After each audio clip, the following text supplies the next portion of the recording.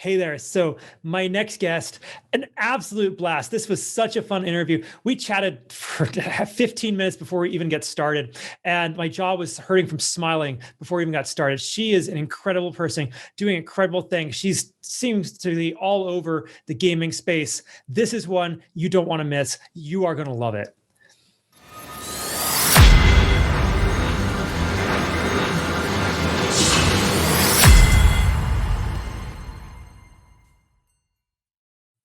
Hey there, everybody. Welcome back to the Gamerpreneur podcast. I'm your host, Dr. Bradford Carlton. Today, I have a very special guest with us. I have Libby Kamen. Hey there, Libby. How's it going?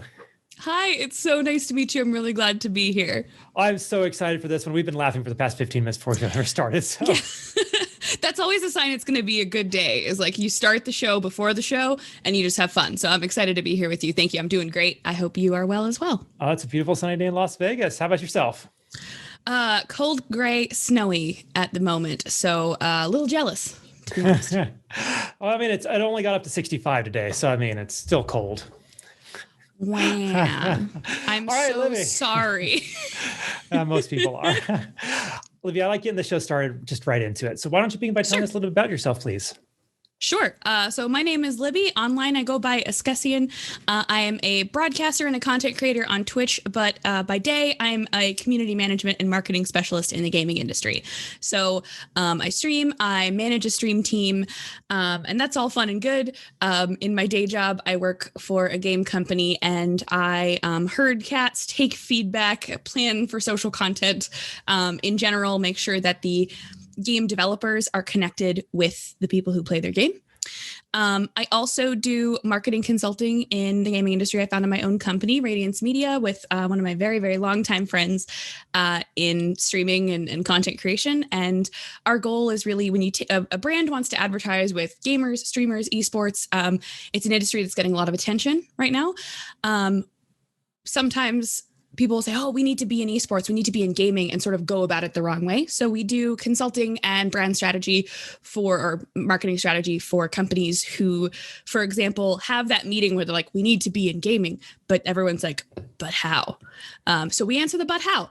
And all of those things combine somehow into a lot of work and a lot of fun.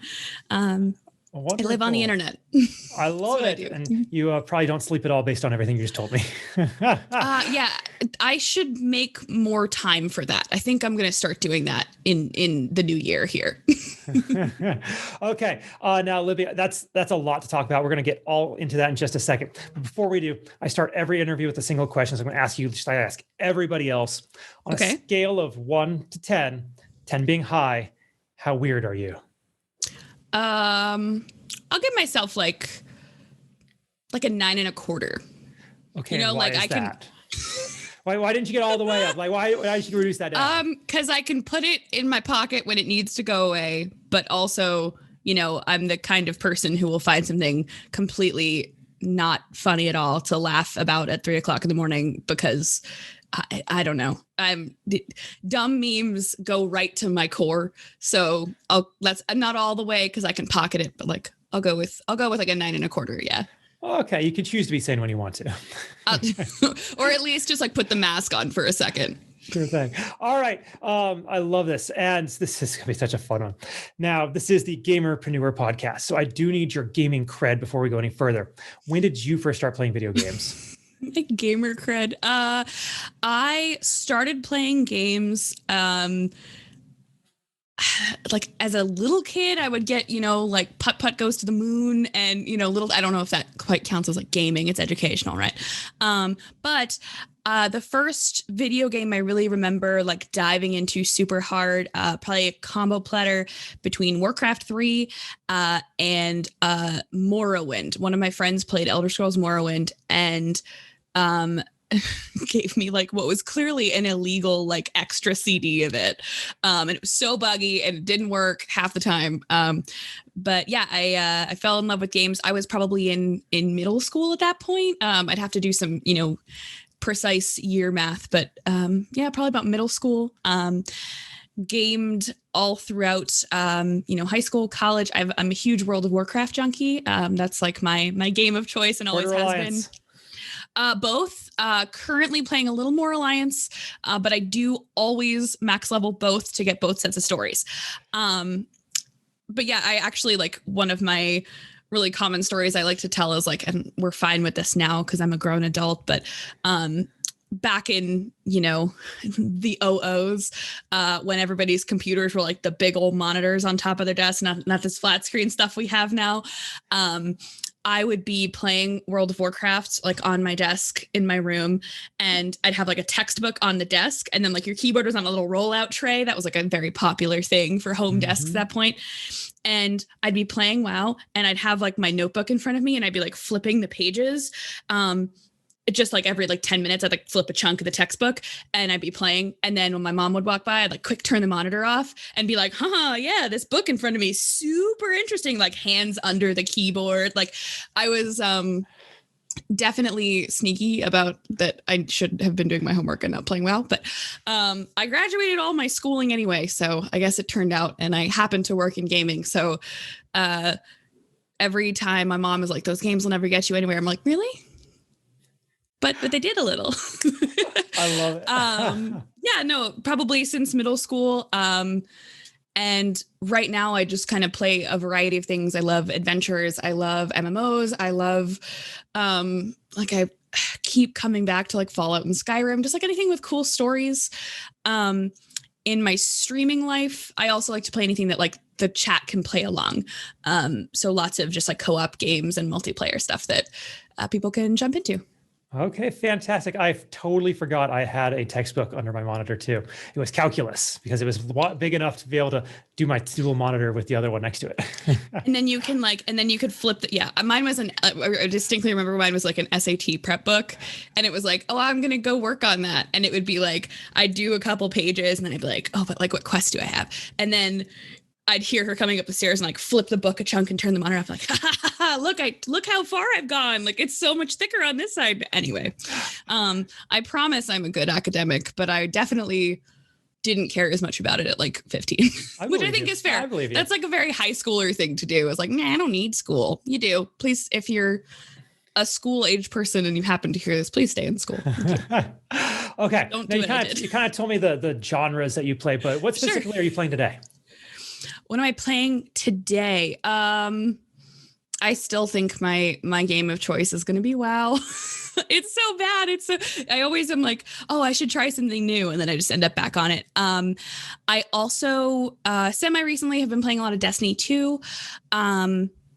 And like I said, when I stream, I sort of do anything community. So we play a cool game called Stream Racer, where like the chat has little cars that go around a track. I play things like Golf with Your Friends, the Jackbox party game. So like streaming games and like what I play on my own are different.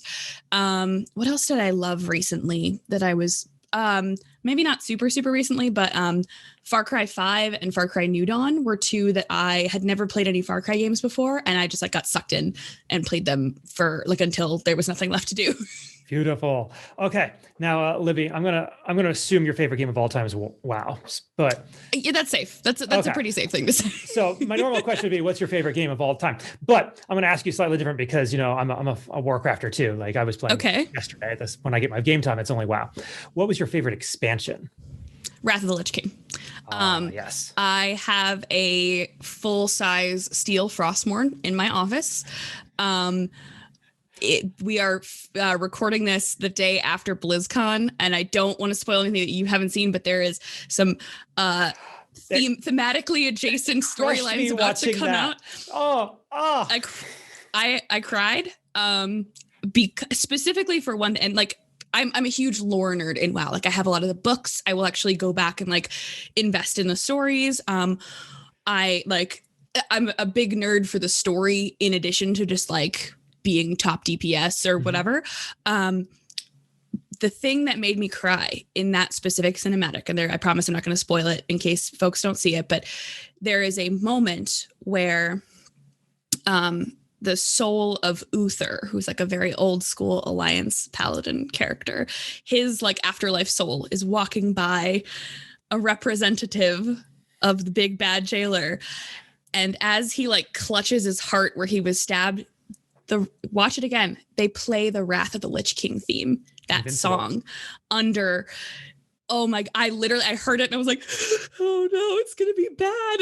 Like as soon as I heard the notes, I was like, this is going to be absolutely gut wrenching. I'm so afraid. And yeah, so it makes me really like the current Shadowlands expansion because we're sort of like occasionally drawing back to those themes and like that general ecosystem. But I would say Wrath is my favorite. And that's because I grew up on Warcraft 3, right? You play the Arthas storyline, you like take him through his journey to becoming the Lich King.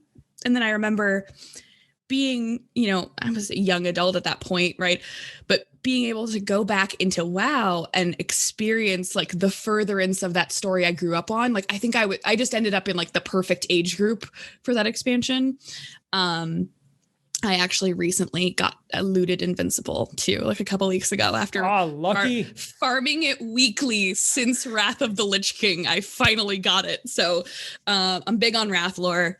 But I also, I did like BFA too, because I like the two different storylines. That's the only other like big, like I love this. I liked that each faction had their own totally unique path. Okay, Libby, I'm fairly certain you and I could probably riff on Warcraft for hours if we really wanted to. You probably have other questions. That's not the purpose of this. We could do a different, like we'll make a WoW show. It'll be fine. For sure. Okay, let's get over to the preneur part because that's why I'm really here. Sure. My goal with this show is to show incredible gamers do incredible things with their lives. And so I'd like to ask you, what is your professional background and how did you get to where you're at today?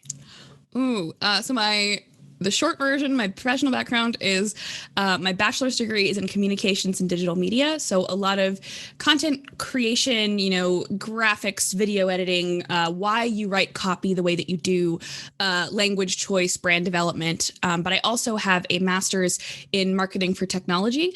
The reason that is, and this is how I got into it. I grew up participating in competition robotics in a league called FIRST. And the idea with FIRST Robotics is that you expose kids to industry experiences, whether that's mechanical engineering or electrical or programming or the marketing and business development of these nonprofit organizations. And I was like the mechanical captain. I drove the robot. I was the captain of the team. If you can't tell, I was super cool in high school.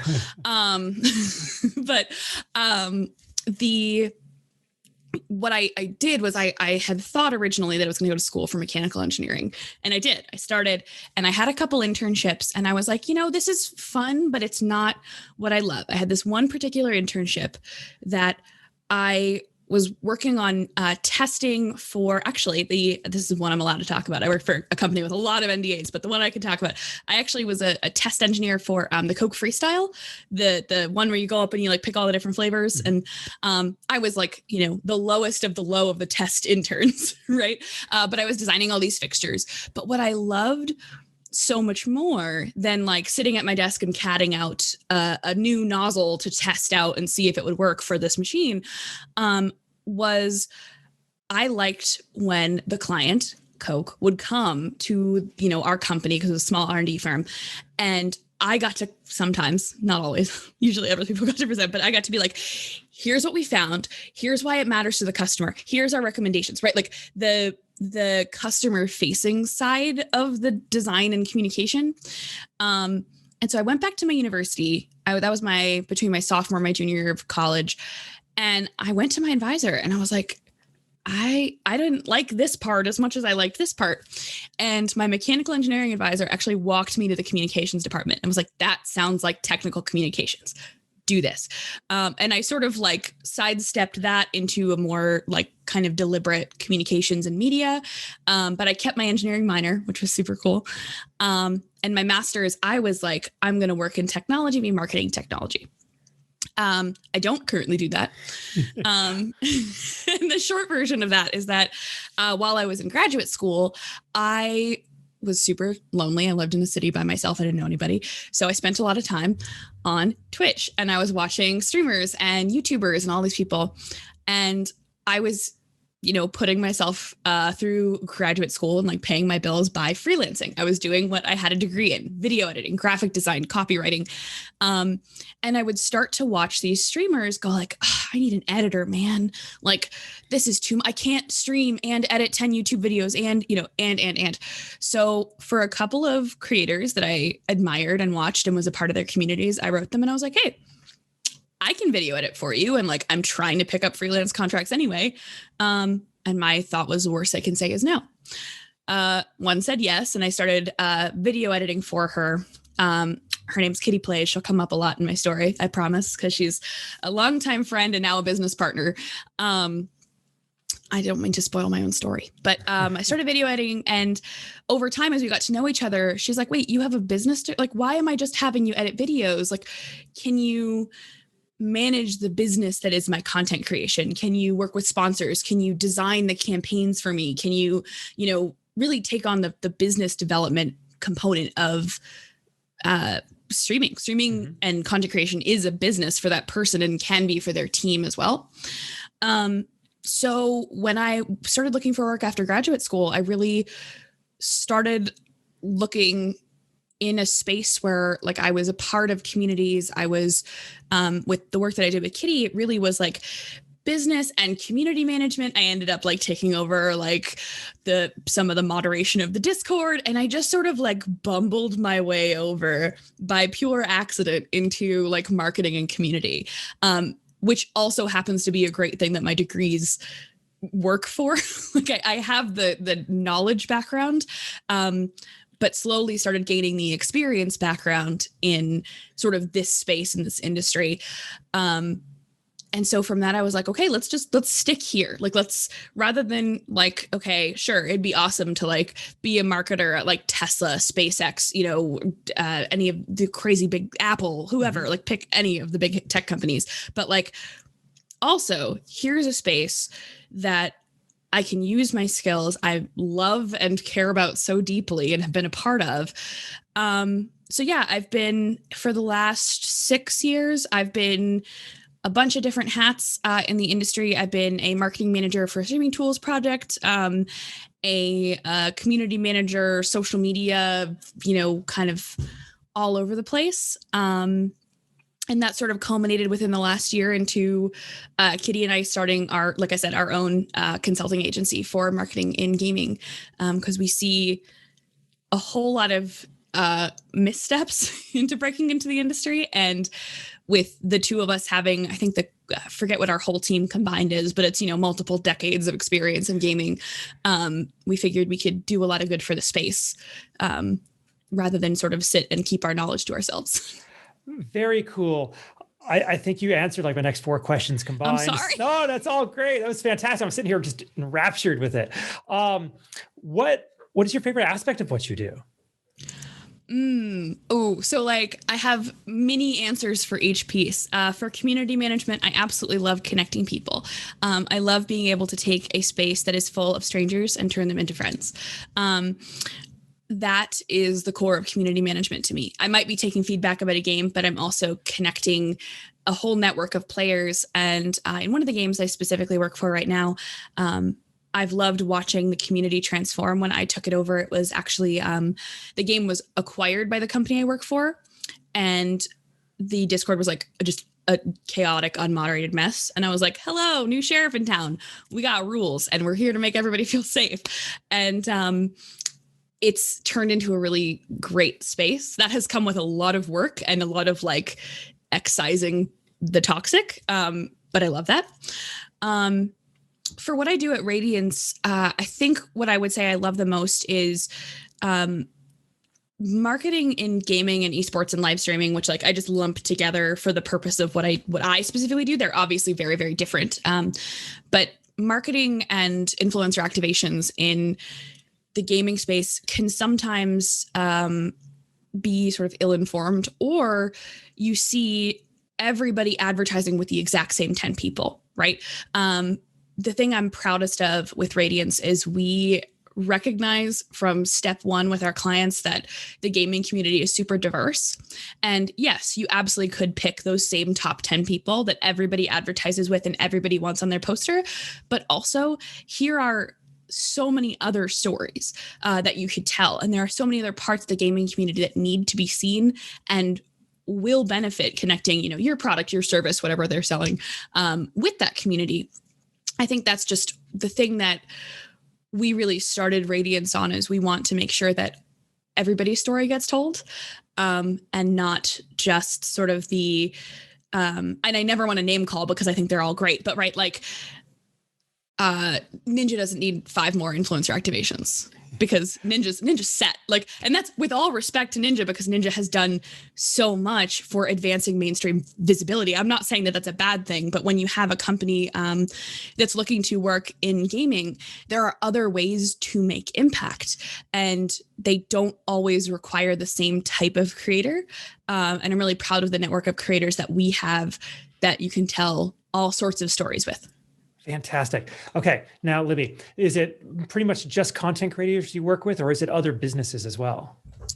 So we kind of sit in the middle. Right now, I've always had to be very hesitant not to be like this person, this thing. But right now we're onboarding a couple of clients that are, they make products, and their idea is like, oh, well, we want to advertise with the streamers. So we really sit in the middle. A company will come to us and say, we want to advertise with streamers, but we don't understand how. Like, sure, we could pick a couple of people and, follow some formula that we think will work, but we'd rather have sort of that expert consult. So we do work on the brand side, as well as with creators. For example, we are not talent managers. We don't like sign someone exclusively to us and then say like, you will do these 5 ads and this is the rules, right? There are absolutely agencies that do that. There are fantastic agencies out there. And we network with several of them, because when a brand comes to us and says, we want to work with creators with these demos, we'll go to those agencies and say, who do you have with these demos, right? We are not a talent manager, but we will do the consult and sort of bridge between the brand that may not know what to do at all. We'll say, here's the campaign that you want to run or will be effective to run. And here are a bunch of people we trust to execute it with you. And in a lot of cases with our clients, we will sit as the people sort of managing the execution and sort of bring it back to them and say, have your social media manager make sure these things are retweeted, right? We'll make sure the streamers, the influencers do X, Y, and Z. But we also are at the core of designing how they do that marketing. So consulting, we've consulted with companies on like, what should our booth look like at TwitchCon? RIP in-person events. I would love to do that work again, but we have to be safe. What does, if we're sending care packages to streamers, what are not only what's in it, but what is the requirement for what their post is, and kind of the nitty gritty of what does that campaign look like on both ends. So we do a little bit of both. Okay, fantastic. So you're sitting here in the middle. Now, Libby, part of the purpose of my show is not just to learn about you and what your company does. My purpose of my show, it really is, I'm hoping that somewhere somebody is watching this and they're seeing you and they're going, this person sounds really awesome. If only I could get like something from her out of this episode that I could use in order to grow myself. And I may be broke. I may be one of those people at the very bottom. What do they need to know? Whether it's a content creator or a business who's like struggling, what are like the 2 or 3 things they absolutely have to understand? Ooh, that's a hard one. I feel like I have instant answers for so much. And this one, I'm like, oh gosh. Okay. So like, I'll start with the creator one, because that sort of comes to mind immediately. When you have and this could, I work with gaming influencers primarily, but this could apply to anyone. You are probably not too small for a media kit to put your information together and say, this is where I've been featured. This is the work that I've done. I see a lot of creators go like, oh no, like I'm not ready for that yet. I'm not big enough. My podcast doesn't, get the listenership that I think I should have to go seek out a sponsor, or, oh, my Twitch is too small. I don't have enough viewers. A company wouldn't care about me. Internally in sort of like marketing and business, there's a million papers and articles on the rise of the micro influencer. But I think the creators are still stuck behind this wall of I'm too small. I don't know what to do. So my advice to creators is like, you are not too small. Put it down on paper. I do this for myself too. I in addition to my actual just like business and working in the space, I do stream myself on Twitch. I have an awesome community. And I put myself in this trap too. I literally go like, no, like I don't need to apply for that. Like I would never get it. And then I was writing an application for something recently. I do broadcast hosting as well. And I started writing things and I was reviewing it with somebody and they turned to me and goes, hey, you forgot about your show with Star Wars kids. And I was like, you're right. I did forget about that. Like, like sometimes you need a third party to be like, hey, you actually did this amazing thing. But yeah, I like for a small community, like I'll pick on myself for a smaller community, a growing community. It's still okay to write that down and be proud of it and like really like root into those accomplishments and what did you learn and what did you do? For my brand side, for seeking to advertise or work with influencers in gaming and advertise is hard because you never want to just like pop a screen up on somebody's stream and be like, this is the ad, here's your money. Like there's no connection there. Realize that live audiences are not going to care about like the image panel on the side. They're going to want to hear about it. They're going to want to talk about it. But my actual advice piece would be whether it is with Radiance Media or not, please seek insight from the industry. There is a really interesting set of articles that came out. This was probably almost a year ago now, but there was a very well-known marketing agency working with Burger King. And they were like, how do we advertise on? Oh, you know the story. I know this one. How do we advertise with streamers? Yeah, let's advertise with Burger King. And what they were doing is they would go to streams and they would donate $5 tip. Streamers, please stop calling your things donations. They are tips. Anyway, random soapbox. They would tip $5 to the stream in hopes that their bot would read the message aloud. And the message was something like, here's $5, go get your product name here, now available at a Burger King near you. And that sure sounds on paper like a cool viral idea. But if you knew gaming and you knew streaming, the number one rule in every chat that I've ever heard of on Twitch is no self-promo. Do not come into somebody's stream and be like, hey man, like I love your podcast. I'm streaming in an hour. Will you raid me? Like, no. So what this org was doing essentially was ignoring the existing pulse of the audience and saying like, oh, well, we think this will be cool. Let's just do it. And it backfired so hard. Every content creator that I know was like retweeting the article with like, this is the dumbest thing I've ever heard. And I actively don't want to eat a Burger King anymore. Like I'm so mad that they would do this because it's exploitive of streamers. The problem was it wasn't Burger King's ad. It was the marketing company they're trying to get Burger King's business, if I recall. That was it was absolutely. And what's interesting is like so many people were like, that's the danger of working with an agency. And like, that is true if, you don't align correctly. But yeah, my brand side advice or company side advice is like, no matter who it is with, make sure that you are getting an authentic read on the community you're going to be working with. And that is not just gaming streaming. That's like basic advice, but like if you're breaking into a new space or a new industry, seek out that insight from the people who have been in it and don't just like decide that you're an expert by yourself because you watched like one stream. I think that's part of why we exist. And I distinctly remember that Burger King story coming out and I was like, yes, we picked the right thing to do, because everyone is like, why didn't they work with any gamers? And we're like raising our hands over here like, we're gamers, we're streamers. So it worked out. Okay, fantastic advice. Thank you so much for all that. Now, I want to talk about you a little more personally if we can, because that's what my show is, right? It's supposed to be about the gamer, not necessarily the business. What makes you special? Like you personally, because like you've done all these incredible things that got you here. And if someone was trying to follow in your footsteps and try to emulate them, like what are the characteristics, the talents, the skills that you have? Oh gosh, this is always the really hard part. besides the fact that my mom thinks I'm the coolest person on the planet, she's actually in my Discord and part of my stream. So like the my mom says I'm cool is like in full force in my home. I am when it comes to maybe like getting toward can you tell this is like really hard for me?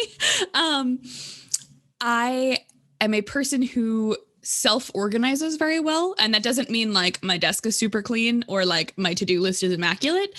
But just that like, I know I take on a lot. And so I try to make, whether it's like time blocking on a certain day or, really writing my steps out super, super clearly in my to-do list. So my to-do list isn't like finish this deck. It's like, hey, go grab this article, whatever. And I know that's very business focused, but I think it counts a little. I try to, how everyone goes like, oh, that's a future me problem. I try to eliminate the future me problems with whatever I do, like to plan something or put it together. Maybe that's the shortest way of putting it. I also have had just some really motivational and inspiring mentors who have been able to sit with me and be like, hey, going into this weird, obscure field is not so strange. Like you need to follow what you're super excited about and super passionate about. I definitely owe a lot to the folks who have like prodded me along the way to not giving up. I also, for the most part, am not afraid to explain that I understand what I'm talking about and I have value. I know, and this is something that's near and dear to my heart. Like I especially a lot of women in streaming and content creation, in business in general, are always like, oh, like I don't want to brag. I don't want to brag either. I don't want to be like, look how great I am. But like, I distinctly remember a couple of jobs ago sitting in a meeting and doing, like I said, I have a background in marketing, a market segmentation exercise, which anyone who's from the business entrepreneur side of gamerpreneur is going to understand what a market segmentation is. Basically, you're writing out your desired customers and you're charting their habits and like, all of these other things. You're breaking down the who and the what and the why of your audience. You can tailor your products and your business plan to it. And someone else at the company like looked at this giant whiteboard that I remember the walls in our offices were painted with whiteboard paint and I had filled an entire wall. Like I was standing on a ladder to write stuff. I was like, the whole conference room was just my handwriting, and like looks at it and is like, this doesn't make any sense. Like, this is wrong. Like I know this better than you. And I was just like, no, you don't. No, you don't. Like, I promise you, I have spent weeks on this. I have a degree in this process. I do know what I'm talking about. Like a different version of me, a previous, like a college age version of me would have been like, you're right. I'm sorry. Like maybe I can go back and look at this. And over time, I've just learned to be like, no, like I will hear your perspective and I will always be gracious about it. But like, there are times when I have to be like, no, like I promise I know what I'm talking about. And I'm not afraid to say that. Again, in a way that is gracious. One of my childhood mentors, it comes from the robotics community. He's actually a MIT professor, but he was just an incredible person. And he coined the term specifically in our robotics community, gracious professionalism.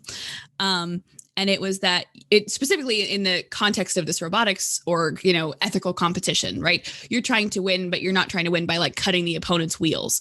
But overall, it's something I was raised on because I was in that robotics community and I heard it all the time. And I think that's sort of something I try to carry into work and into life with me is that idea of like, I do have expertise. I will explain that with as much grace as possible. And that we can all grow if we all recognize where those strengths are. So maybe that's my little absolutely star. Fantastic. I love that answer so much. Confidence is number one. It's so key. Absolutely. However, Libby, I don't want everyone to think you're Wonder Woman. Okay. I'm definitely not Wonder Woman. And God, no. I actually, I believe that we learn the most in our life from our failures, not necessarily our successes. Yeah. Because when you succeed, you may not know what happened like that first time, right? Like it did, what happened? But when you fail, you got to take a look at it. You got to like really examine it. You got to learn from it and be able to move forward and succeed then the next time. So I'd like to ask you, what do you consider your biggest failure in life? And what did you learn from it? Ooh,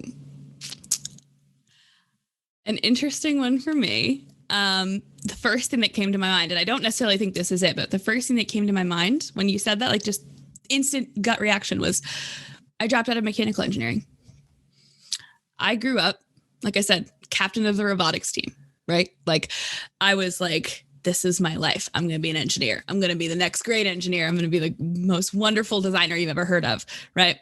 And then I decided it wasn't for me. And I remember internalizing that so hard and being like, oh my God, I'm a failure. So I don't think that's my like true, like I failed at this and this is what I've learned. But maybe the learning point from that is that you're allowed to pick something different. I've definitely had a couple of like life phases where I've been like, no, I have to do this. I have to do this thing because this thing will define success. And every time that thing wouldn't work out, I would just beat myself up endlessly and be like, you failed. And I think that self, like that negative self-talk, that sort of like beating yourself up for something that you did or even something that you chose, right? Like I chose a program that was different and was more aligning with my passions. But for probably 2 months, I don't think when I was on, I remember changing in the middle of a school year. I didn't tell my friends all winter break that I changed majors because I was I was busy like smacking myself for that failure. And that's something I'm definitely trying to grow out of, is like aligning with the fact that you can pick a different path at any point. But maybe the failure in that is that like, I'm not always so kind to myself during that. I also, like really short, I promise I ramble. I know, I'm sorry. My other one is, I thought with all that lead up, you were going to ask about like weaknesses, not just like one specific failure, but I say yes to too much. So some of my like actual project failures or like process failures in trying to get something done will stem directly from the fact that someone's like, hey, do you want to do this? Sure. Hey, do you want to do this other project? Absolutely. That sounds great. And not, I forget about future me for a second. And I like sign on to all these things that are going to be amazing. And then I'm either burning myself out or I'm letting other people down. And I don't like having to choose between those two things. And I think that's like another thing I will sit and like wail on myself for is like, you messed this up. And it's like, okay, yeah, I messed it up. Let's keep going. Like, let's just figure something else out then. But yeah, that's another one that I not that I struggle with, but like, I'll catch myself doing it and be like, edit, we know this, don't do it. You know what? I wouldn't normally elaborate on, someone's failure. I normally go on to tell me something that you're working to improve on yourself. I actually want to, that last point you just made where you catch yourself. I know so many people who they sit there and they beat themselves up. Like I'm a business coach. I do a lot of executive coaching, and that's one of the things I see over, and people just hit themselves, and I got to find a way to get them out of that mindset. What was your trick? How do you do that? How do you catch yourself? Sometimes I don't. I think a really, really good friend of mine once, it's not so much business, maybe it applies here, is I like I said, I struggle a lot with like kicking myself for the decision or the lack of decision, or you made this, you overcommitted and then you let somebody down or whatever the thing is, and I'll be like, oh, you're such an idiot. Like a couple of years ago, I was on a vacation, remember those, with a couple of my really close girlfriends. And one of the women in the group was like, I don't even remember what it was about, but she said something, maybe she like forgot to pack something. Who cares? Doesn't matter. And she goes like, oh, I'm such an idiot. And another one of my friends like slams her, I won't do it for my microphone, like slams her hand on the table and goes, hey, that's my friend. Be nice to her. And from that moment, like everyone in the room was like, damn, that's so good. And I use it on my friends all the time now. Like if I find like, my friend or my partner or whoever being like, I'm so dumb. I'm like, hey, I like them. Be nice. but I've sort of built myself a little version of that on my shoulder. A lot of the times it's my mom who will do that to me. Like it's like, hey, be nice to her. We like her, but also there's a piece of my like business to-do list, type A oriented brain that's like, hey, this is a waste of time. Like, what are you accomplishing in these 10 minutes of telling yourself that you're the dumbest person that's ever lived? Because you're not. It's a lie. But also, like, what else could we be spending these 10 minutes on? So it's a mix of like just inspiration from friends who are much better at not beating themselves up than me. And sometimes you have to let yourself do it, though. Like, I feel that way about like whether you're like angry or you're beating yourself up or whatever. Like, okay, here's the clock, 10 minutes. You get to like be mad about it for 10 minutes. And then it is time to get something else done or figure out the alternate plan. I think I've taught myself that a lot just through just the constant like reminder of like, okay, like you can choose something different. You can pick a different path. You can change what your workflow is for this, but like sitting there and wailing on yourself about it and telling yourself that you are the worst and that you're never going to get anything done. Like, okay, then you're going to create that for yourself. If you say, I'm never going to get it done, it's not going to happen. But if you go, okay, I'm pissed. Here are the ways in which I failed. Here are the ways in which I can do better next time. Let's go. I think that can really, that mindset shift is super, super important. God, that is so great. Okay, Libby, we would be remiss if we didn't mention Broadcast Hers. Yes. Because they got you here. So could you kind of discuss them a little bit and your relationship to them? Yeah. So one of the reasons I got to appear, and I'm so lucky that I did, is I'm actually a Broadcast Her Academy fellow. So the Broadcast Her Academy is one of the programs of the Thousand Dreams Fund. The Thousand Dreams Fund supports talented young women in tons of different industries. Broadcast Her is specifically around gaming, esports, content creation. So you might be able to connect the dots as to why I got to take part in the Broadcast Her Academy. And so I'm in a part of a year-long fellowship program with the Broadcast Her Academy. It's powered by Allied Esports and HyperX. Basically, women apply to, it's a mix between sort of like career advancement, a scholarship program. It is funding, and it is a mentorship program and like an event. So we all received grants. We received virtual mentoring sessions with an executive somewhere in the field. So I talked a lot about, this was actually, I joined the Broadcast Her Academy before we launched Radiance Media. So I got to sit down with, executives in the marketing department at HyperX who were like, oh, here's what we would want to see out of this bridge organization, right? So for me specifically, it was, a lot of specific mentoring on the work that I was, starting to put together. There's also some really cool opportunities with other Broadcast Her Academy partners. The fellows get to go to the HyperX esports arena in Vegas, and they get to like do mentorship sessions with the different staff that are there, but also get a chance to host and cast. So if they're in esports, they're interested in like being the play-by-play announcer. I got to do a Valorant tournament this summer with them, which was super, super cool. So essentially it's a lot of industry connection. Obviously the funding helps, especially for folks who might work full-time and want to break into esports, gaming, live streaming. That sort of grant can really help. There was someone in the program who was, just yesterday was tweeting like, doing all my upgrades this weekend. Thanks, Thousand Dreams Fund, right? Like those upgrades, I'm sure, you run a podcast, you have all this tech, like those upgrades can make such a difference. So yeah, that's, I am a Broadcast Her Academy fellow. I've had such an amazing experience. Our term is coming to an end because the new applications open next month, in March. So, if there's any young ladies looking to get into gaming that are listening, apply because it's awesome and I loved it. But my time as a fellow has ended. But what's really cool in the community, the Thousand Dreams Fund community, is that the older, like the previous year Broadcast Her fellows are also, still in the Discord and still kind of coaching. We've also had an amazing partner in Hitmarker Jobs, which is a job site for gaming and esports. They've actually done like resume reviews. Sorry about my dog. I don't know if he's picking up, but he is yelling.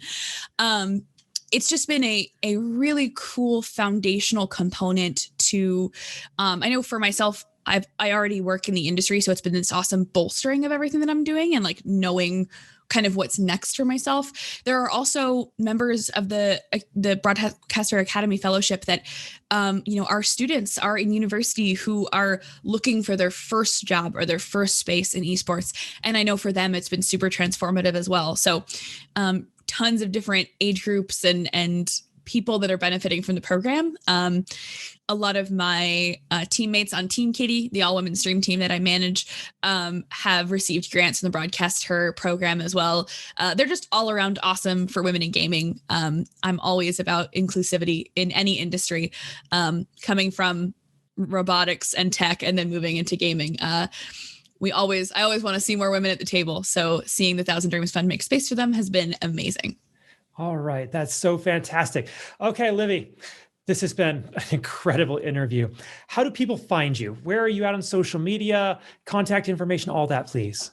Sure. So on Twitch, twitch.tv/Askesian. I promise I'll give it to you so you can spell it out for like the bio or whatever. On Twitter, I'm just Libby K. I am the only Libby Kamen I know of. So if you Google me, you can probably find me. LinkedIn, same thing. My name. If anybody is a Discord user, I'm Askesian on that as well. Basically, I make content. I'm actually about to launch a content series myself, specifically about community managing for streamers. So, right, I'm a community manager for a company, but how do those tactics apply to content creators? So if you're at all interested in community management, I would encourage you to come check me out. And if you have questions, comments, concerns, thoughts, or feedback on, me as a person or how loud my dog is, contact@askesian.tv is my email. Wonderful. All right. As we wrap this up, do you have any final thoughts you want to share or anything I didn't ask you think we still need to cover? I don't think so, but I just want to say a big old hearty thank you for having me. This has been super fun, and I've really enjoyed your time. And if you are not subscribed or following or whatever the right term is for whatever platform podcast you're listening to, do it. Everything. Thank you so much, Libby. Libby, I genuinely do appreciate this. This was really fun. Yeah, thank you so much. This was a blast, and I can't wait for the launch of the Warcraft specific rant hour bonus episode. We definitely have to. I know a bunch of people who could probably get on it too. Let's do it. Why not? All right. Okay. For everybody else, I'm going to remind you all, don't be just a gamer, be a gamerpreneur.